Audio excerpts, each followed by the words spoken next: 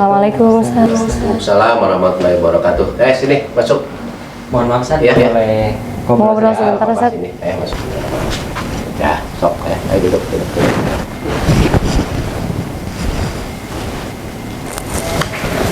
Mohon maaf Ustaz, mengganggu waktunya sebentar, gak apa-apa kan ya? Gak apa-apa, Ajril, Hanza, ya, ada apa? Jadi gini kan, kita mau mengadakan masa relaksasi. Jadi Iya. kita merasa ada yang ganjal nih. Kira-kira kita mau ngajuin pertanyaan buat Ustaz atau aja dia ada jalan keluarnya. Jadi kita pengen ngajuin beberapa pertanyaan, nggak apa-apa saya kan? Nggak apa-apa, bagus malah itu, ya. Kenapa yang mau ditanyakan? Jadi kan kita udah separuh bulan nih Ustaz di menjalankan puasa di pondok ini. Jadi kapan sih Tad mau diadain kapan tanggal buat masa relaksasi ini sebelum dan sesudah Idul Fitri tahun ini Ustaz? Ini begini, beberapa hari yang lalu kan pondok sudah menyebarkan surat edaran ya ke para orang tua masing-masing, termasuk juga orang tua Ajril, orang tua Hanza. Apa isi surat edaran itu? Adalah yang pertama tentang jadwal kegiatan akhir tahun ya, sampai nanti selesainya pelaksanaan ujian akhir tahun.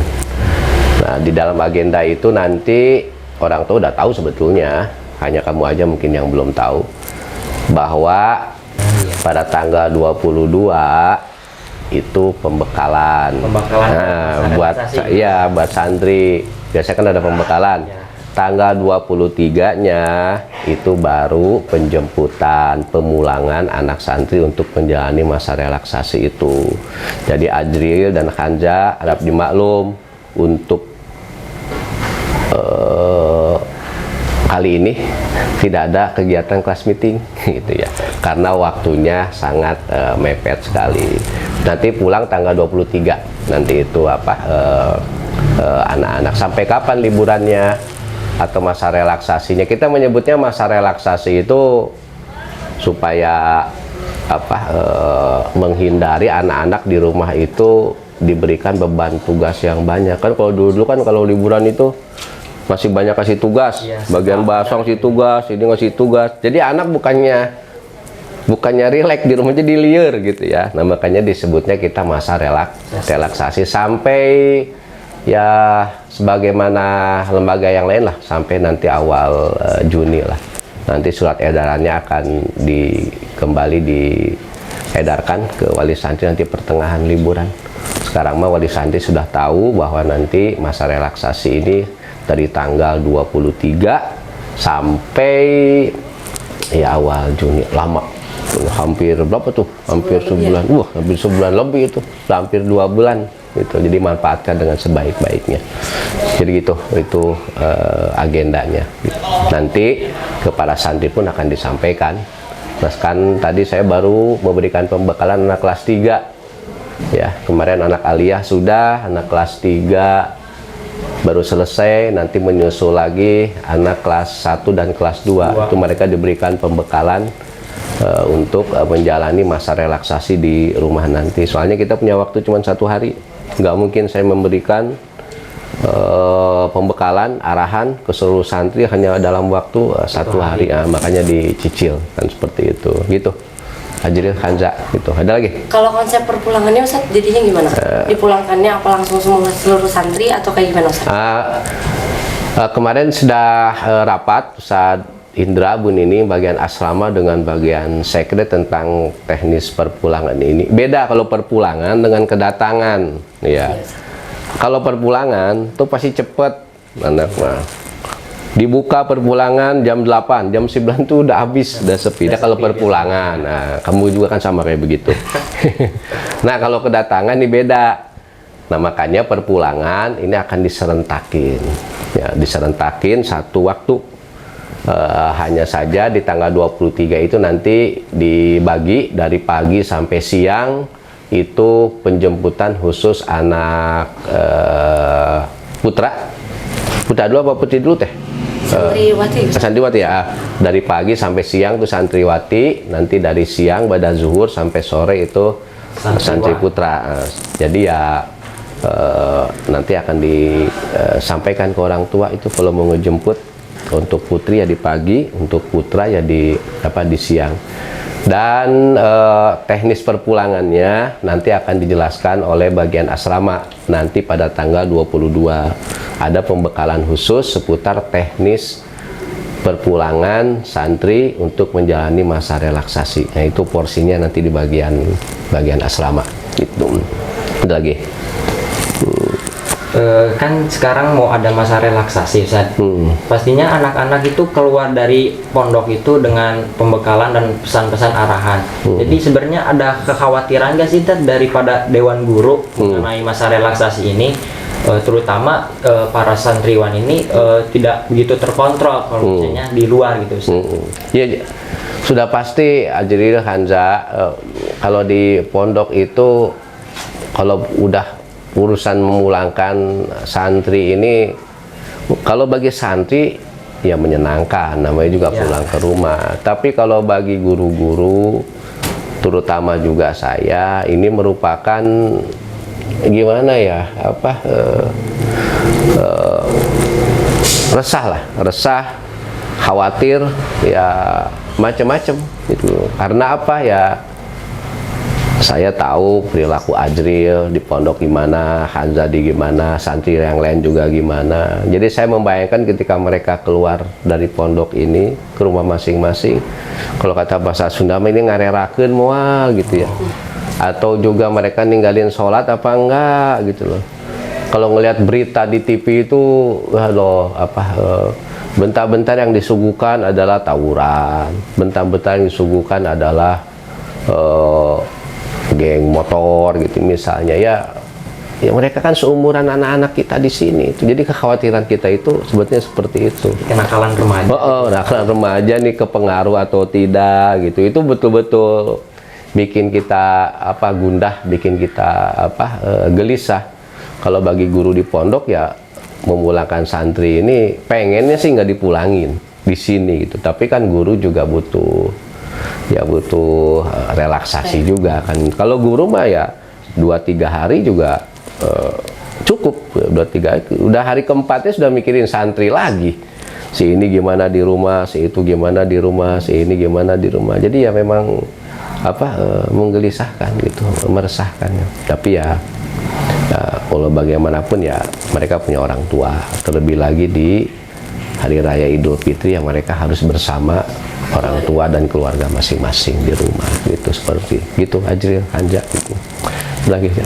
Apa yang perlu disiapkan, Ustaz, untuk bagi santri menyambut masa relaksasi di tahun ini, Ustaz? Nah, gini, sebetulnya setiap akan dipulangkan itu kan santri selalu dibekali dengan ilmu-ilmu, pengetahuan, aturan-aturan masyarakat gitu loh, adab-adab, akhlak dan sebagainya, seputar itu saja sebetulnya. Tapi namanya juga santri. Pemulangannya ada 3 tahap. Satu, yang pertama, bagaimana nanti cara meninggalkan pondoknya.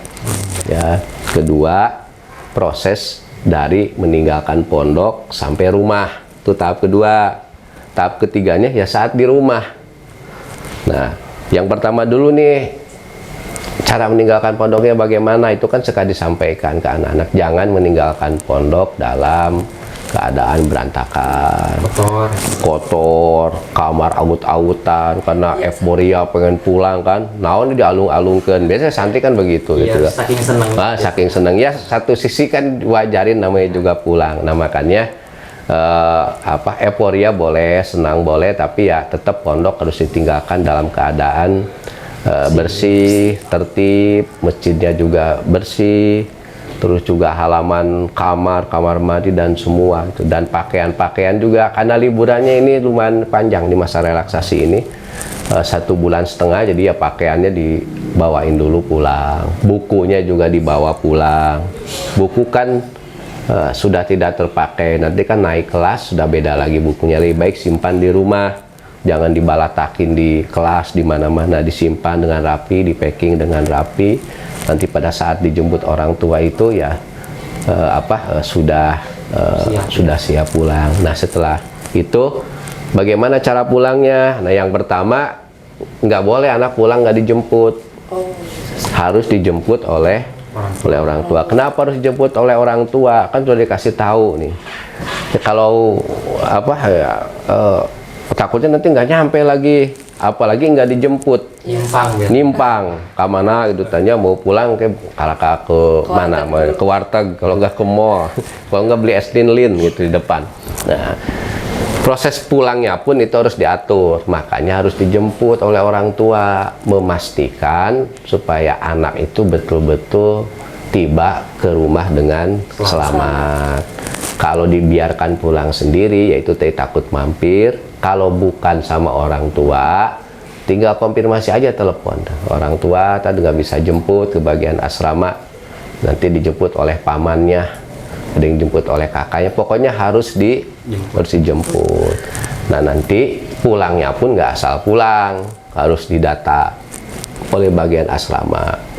Siapa yang sudah pulang, siapa yang belum pulang, karena kita harus mencatat setiap proses keluar masuk ya orang yang ada di pondok, ya baik dari luar ke dalam ataupun yang dari dalam ke luar. Kalau dari luar ke dalam kan ada buku tamu, kalau dari dalam keluar ada surat izin. Nah, makanya anak itu harus membawa surat izin. Yang berikutnya juga nanti zakat fitrahnya kasih tahu ke anak-anak yang lain sebelum pulang ke rumah, tunaikan zakat fitrahnya. Karena kamu semuanya di sini, ya kalau santri mau udah di sini aja zakat fitrahnya. Tuh ke DDU niatnya udah diajarin, caranya sudah diajarin, tinggal laksanakan saja. Ya DDU kan membuka penerimaan zakat, infak dan sedekah. Udah kita mah ke DDU aja, semua guru, santri, semua zakat fitrahnya ke DDU. Nah, yang berikutnya juga ya nanti ya ada surat izin dari bagian asrama, harus membawa surat izin dari bagian asrama. Setelah itu mangga silakan biasanya pulangnya cepet deh, langsung pulang. Kalau kedatangan baru lama gitu. Kalau kedatangan biasalah tuh kelakuan kamu lah gitu. Biasanya Hanjas itu itulah. Kamu itu sama aja sama tuh. Sukabumi kan jauh gitu.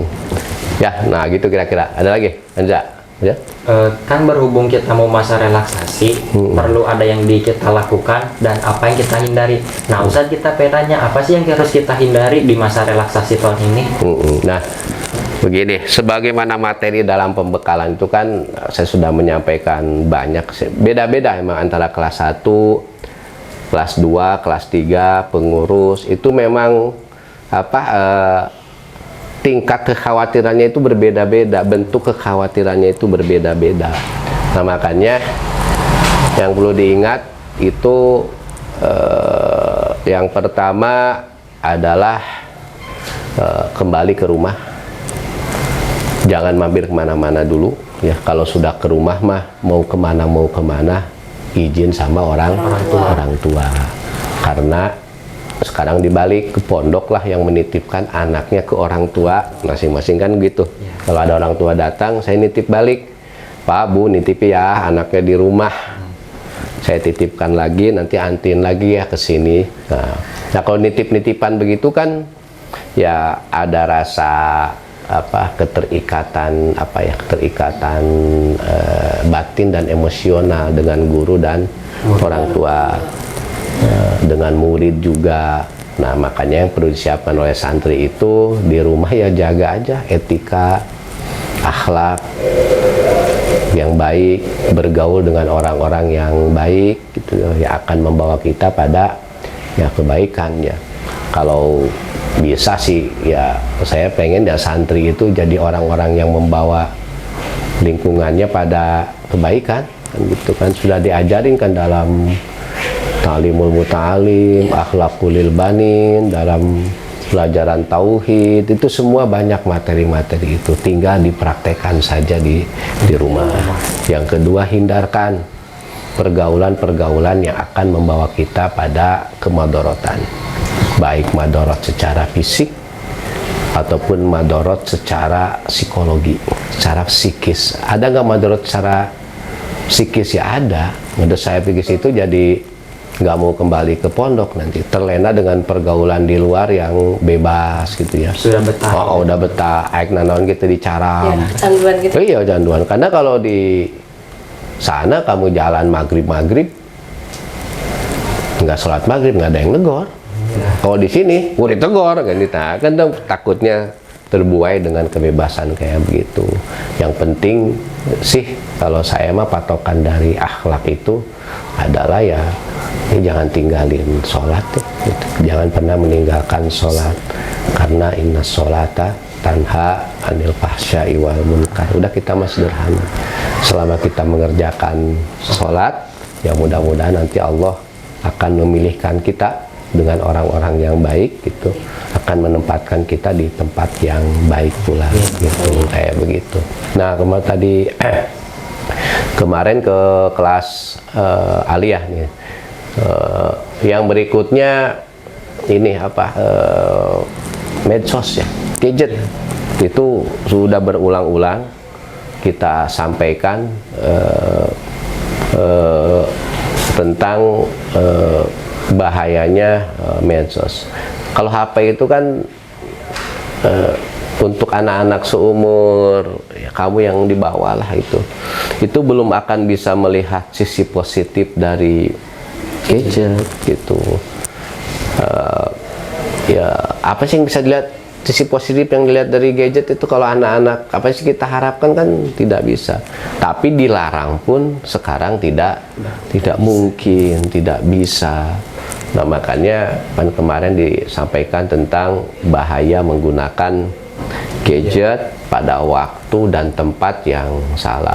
Sekarang serba salahnya begini, kalau dulu kan orang tua mengeluhnya saat anak relaksasi itu, "Tad, anak saya main terus," gitu kan ya, main terus kan ini. "Oh iya bu," gitu kan. Nah sekarang kebalik, "Tad, anak saya ini di kamar terus, nggak mau main."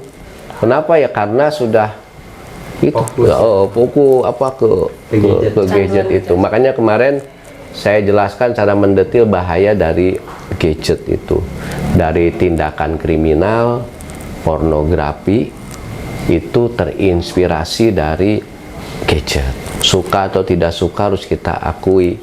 Fadil kan tahu beberapa tindakan indisipliner anak di sini yang masuk kategori tingkat 1 itu kan diawali dari salah menggunakan gadget. Dilarang juga kita nggak bisa, diharamin ya bukan barang haram kan gitu kan ya. Dihalalin juga ya apa, madorotnya juga banyak kan gitu kan ya. Jadi ya kita terpaksa mengalah dengan keadaan, hanya kita sekuat tenaga saja mengarahkan anak bagaimana cara menggunakan apa, kalau harus menggunakan, cara menggunakan media sosial yang baik itu. Sebetulnya saya juga nggak ngerti banget. Orang model saya mah ya nggak ngerti lah gitu tentang. Biasanya anak muda lebih. Oh, anak muda masa lebih jago, masa orang bodoh ngajarin anak muda kayak gitu ya, itulah. Tapi ya dilematis ya, tapi sudah jadi kewajiban pondok gitu loh, untuk mengingatkan terus ke anak-anak ini, mengkhawatirkan untuk apa, ada apa, sekarang itu yang kecanduan gadget itu lebih banyak ketimbang yang kecanduan yang lain-lain itu gitu ya. Saya juga nggak tahu ya, kayaknya nggak hanya anak-anak saja sih, kayaknya orang tua juga kayak begitu gitu kan. Kayaknya gitu udah jadi kebutuhan kan. Nah, ya mungkin jadi kebutuhan, namanya kebutuhan. Lalu kebutuhan itu kan juga ya ya anak SMP, MTS untuk apa sih gadget? Coba bayangin, untuk apa sih anak kampus? Ya kamu mungkin udah butuh gadget. Tapi kalau anak-anak kecil kayak gitu, butuh apa sih? Coba bayangin, coba untuk apa gitu. Nggak dikasih, nanti ngadat ke orang tua. Itu saya kemarin ngasih apa ke para santri itu, ngasih arahan itu aja. Jadi ya kalau ada apa-apa lebih baik komunikasi dengan wali kelas gitu ya, dengan guru kan, walaupun masa relaksasi kan komunikasi bisa. Terus juga isi dengan kegiatan-kegiatan yang positif. Contoh kegiatan positif tuh kayak begini, Kemarin kan sudah disampaikan ya bahwa ada kegiatan positif. Kemarin saya lihat ada anak saya ini bagi-bagiin makanan di jalan, alhamdulillah kan gitu kan. Nah, baik, positif ya positif ya. Tapi kalau mau bersodakoh lebih baik jangan yang jauh-jauh. Sodakoh mah yang sekeliling rumah aja. Kan disuruh juga al-akrobun, orang-orang terdekat, orang miskin yang terdekat. Ulah-ulah kayak dulur orang. Kita ngasih sedekah ke orang lain, kita ada tetangga kita yang kelaparan, lebih baik juga udah di rumah masing-masing.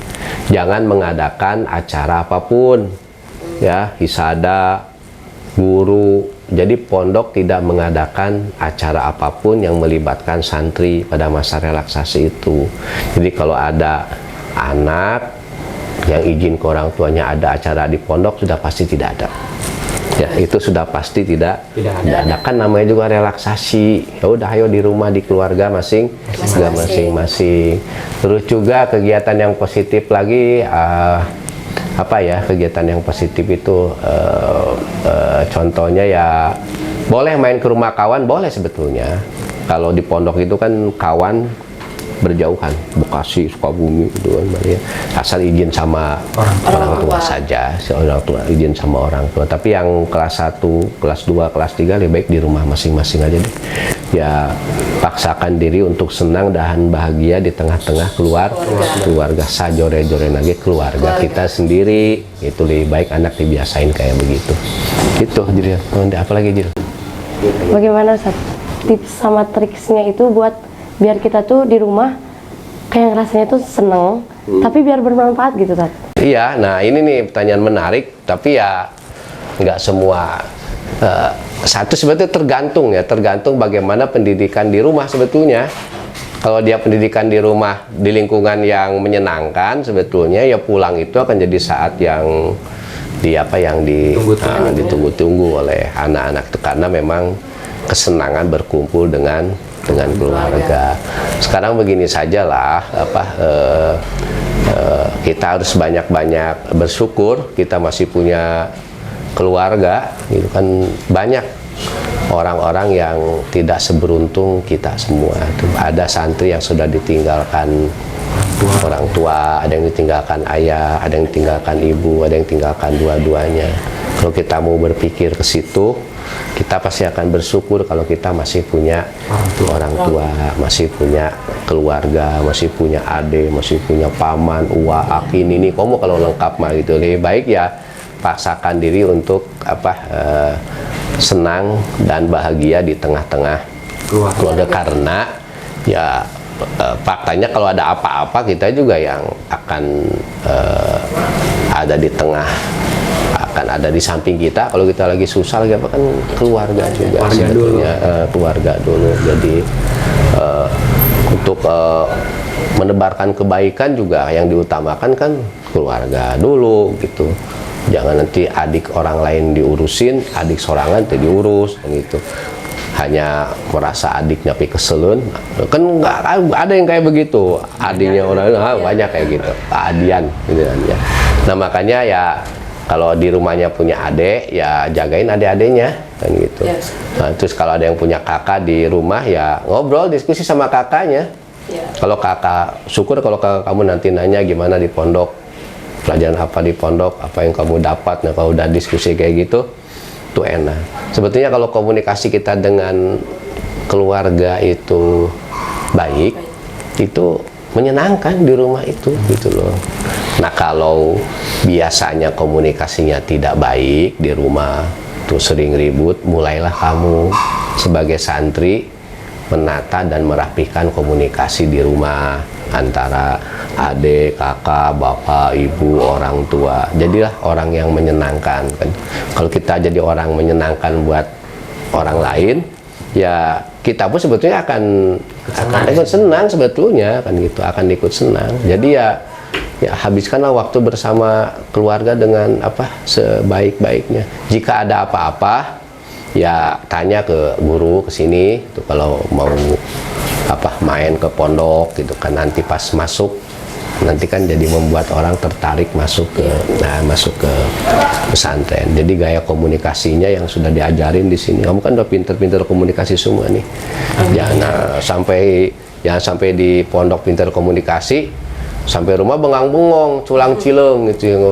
Harus aktif di rumah. Kalau ada anak-anak tuh yang pada main-main lompatan, dipanggil suruh ngaji gitu, suruh belajar, suruh kita yang ngajarin. Nah, kalau bisa kudu eta mah gitu kan, masa ngajar alif-alifan tuh bisa, itu harus yang gitu, menginisiasi dan menginspirasi kebaikan buat orang itu pahalanya berlipat-lipat, menginspirasi keburukan buat orang tuh nanti dosanya juga berlipat-lipat. Jadi jangan menganggap satu kebaikan kecil tidak punya pengaruh. Nanti kalau kita mampu melakukan kebaikan kecil diikuti oleh orang lain, diikuti lagi, terus berlipat-lipat, mewariskan hal yang jariah ya. Gitu tah konsep jariah amal baik lah kayak gitu.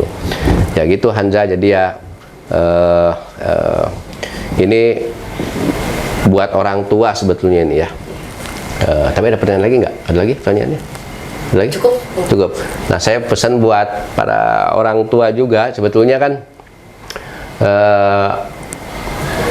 di situasi lingkungan yang begini rupanya, diawali tadi dengan kekhawatiran kita kalau memulangkan santri masa relaksasi ini.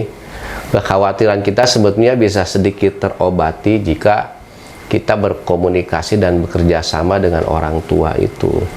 Nah, yang pertama itu perlu diketahui oleh para orang tua bahwa pondok tidak mengadakan acara apapun selama masa relaksasi itu yang pertama tuh, buat orang tua itu. Jadi kalau ada anak izin mau mengadakan acara di pondok, atau dipastikan itu tidak, gitu kan? Karena pondok kalau mengadakan acara itu resmi, mengeluarkan surat kan gitu ya, surat edaran. Jadi pondok tidak mengadakan acara apapun selama masa relaksasi. Yang kedua, orang tua itu harus mengawasi setiap saat anak-anaknya ya. Kalau bisa masih jangan mengizinkan anak keluar, jangan membiarkan anak keluar tanpa izin, harus diketahui kemana gitu. Nah, bagaimana cara mengontrolnya? Nah, kan di orang tua itu ada grup ya, ada grup wali kelas masing-masing. Gitu. Nah, orang tua juga harus memanfaatkan grup ini dengan sebaik-baiknya. Itu bukan jadi ajang untuk menyebarkan berita macam-macam. Grup itu salah satu fungsinya adalah agar kita bisa mengontrol anak kita sama-sama. Contoh kayak begini, contoh praktisnya. Ada Ajril gitu misalnya. Si Ajril nih nggak ada di rumah nih, katanya main nih ke rumah si Dimas misalnya. Sebetulnya tinggal dihubungi saja orang tuanya, Bu, ada Ajril nggak di situ? Ya ada di rumah, katanya mau main ke rumah Dimas. Atau sebaliknya, ada orang tua yang kedatangan salah satu kawan di pondoknya, langsung saja hubungi orang tuanya, Bu, Ajril ada di rumah saya, katanya mau menginap. Tuh enak kalau saling mengontrol. Sebetulnya fungsi grup itu salah satunya saling kerjasama. Kalau nggak ada di rumah, terus nggak ada di rumah kawannya, guru juga paling, ini nggak ada nih, pasti dicari sama guru itu. Nah, itulah kalau keresahan guru itu, nanti hampir setiap liburan guru itu nyari anak itu, nggak ada di rumah ini, nggak ada di rumah ini, karena orang tua pun tidak kerjasama dengan baik. Salah satu fungsi dari grup kelas itu adalah untuk sama-sama mengawasi, mendidik dan mengarahkan anak-anak. Kalau hanya mengandalkan pondok juga nggak seperti itu. Terus juga saat liburan mengandalkan orang tua juga tidak seperti itu gitu ya. Jadi semua elemen itu harus bekerja sama. Hanya dengan cara seperti itulah lingkungan yang tanda kutip tidak baik ini bisa dilawan sama-sama gitu. Dan kamu juga nih para santri itu nanti harus mawas diri ya.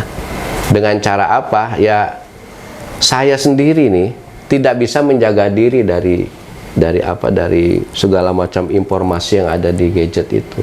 Nah, makanya supaya orang tua bisa menjaga kita, santri itu diwajibkan memberikan akses terhadap media sosial yang dimiliki oleh anak. Akunnya nggak boleh dirahasiain, passwordnya juga tidak boleh dirahasiain. Jadi nanti orang tua boleh anak memegang HP, syaratnya tidak boleh di-password, akunnya juga orang tua tahu, passwordnya juga orang tua tak tahu, baik Facebooknya, Twitter, apalagi sih? Instagram, apalagi sih? WhatsApp, gitu, apal ya, gitu.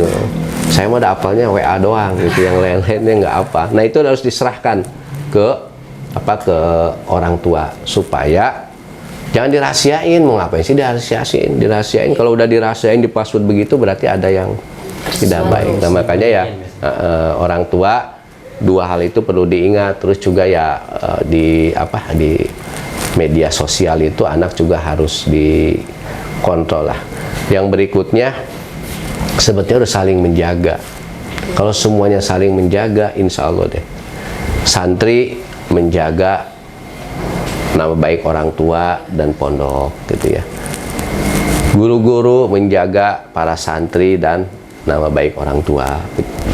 Orang tua menjaga nama baik anaknya dan nama baik pondok. Kalau semuanya udah ada rasa saling menjaga seperti itu, nah kegelisahan kita mungkin agak sedikit berkurang gitu.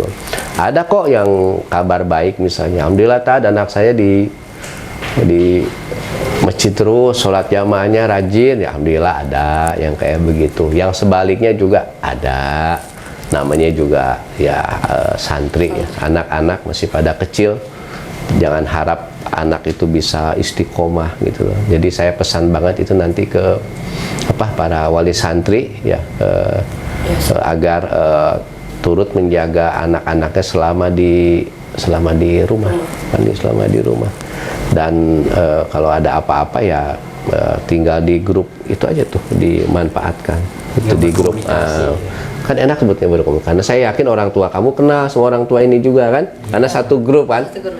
Nanti Ajril mau main ke rumah Kansa, ya orang tua tinggal bilang aja, Bu, katanya Ajril mau main ke rumah Kansa. Nanti orang tua Kansa balas kok, iya Bu, insya Allah nanti dijagain anaknya, gitu. Kalau udah kayak begitu, nah itulah fungsi grup kelas sebetulnya, harus dimanfaatkan saat liburan seperti ini. Itu sebetulnya untuk para orang tua seperti itu. Nah, ada lagi nggak mau ditanyain? Sudah jelas belum? Sudah jelas kan? Sudah jelas ya. Nah, sekarang mah nanti ya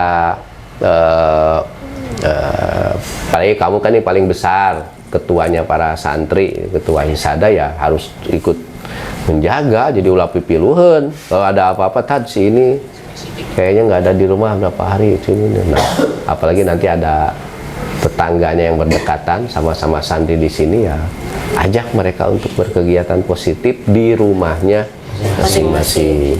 Dan pondok juga tidak memberikan beban apa-apa ke anak-anak, nggak suruh bawa pot, nggak suruh ngerjain tugas hafalan juga, nggak suruh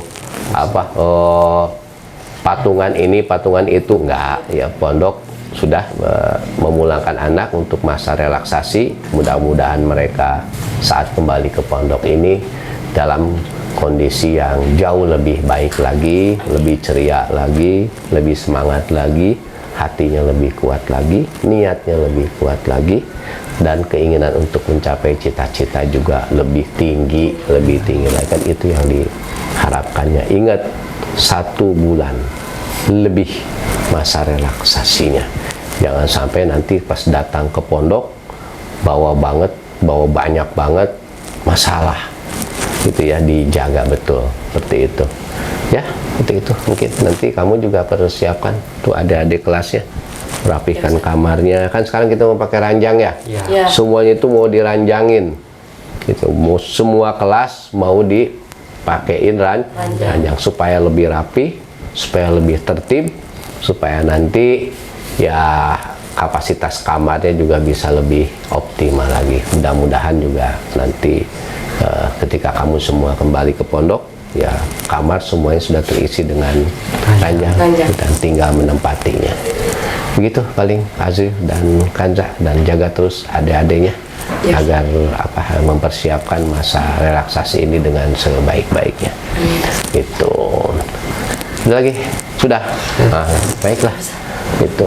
Terima kasih Ustaz atas jawaban-jawabannya. Mungkin ini bisa jadi pelajaran kami juga para orang tua, mengingat masa relaksasi yang sudah dekat, dijadikan pelajaran mungkin ya Ustaz bagi betul kerjasama dengan baik kan gitu. Bangga, silakan kalau ada pekerjaan yang lain silakan. Kami pamit ya Ustaz, ada kegiatan baik ya. Terima kasih Ustaz. Ya, syukran Azil, syukran. Waalaikumsalam warahmatullahi wabarakatuh.